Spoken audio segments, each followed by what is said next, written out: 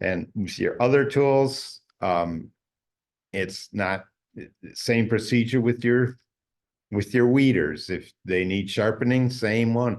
Occasionally you'll find a weeder that has a double-edged blade, but most of them have just one bevel. The bevel on this one is on the inside, and this bevel is almost worn out, but you can see them. And the hands are wood, so you may need to sand them and wipe them off, soap and water, and make sure to put some linseed oil on them, let it soak in. It helps them from drying out.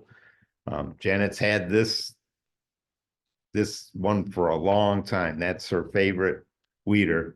And as long as we do the handle, it's been doing very well. Some of our tools get abused. There's no denying we're not perfect. And oftentimes it's do as I say, not do as I do. So your spade, Janet showed you hers earlier, and it could be clean, and this could be clean. WD-40 and stuff and the wire brush can take quite a bit of that off. If you wanted to work on it, it makes it smoother to dig into the soil. It makes a better cutting edge on it. We sharpen the shovels with a hand file, a bastard file, metal file.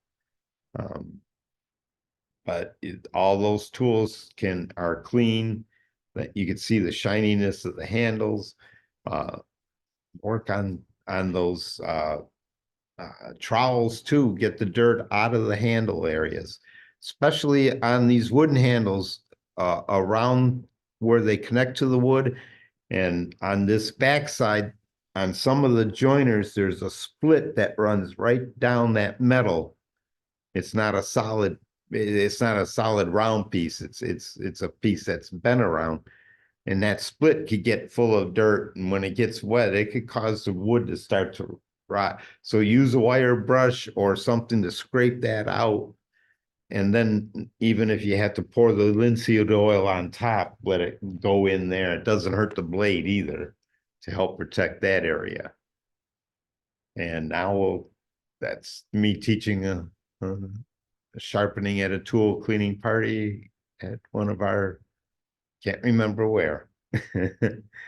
But there's information on what's up. Are there any, let's see,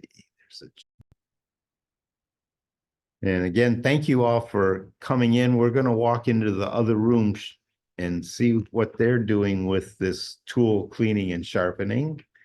And remember the webinars, please join us this year.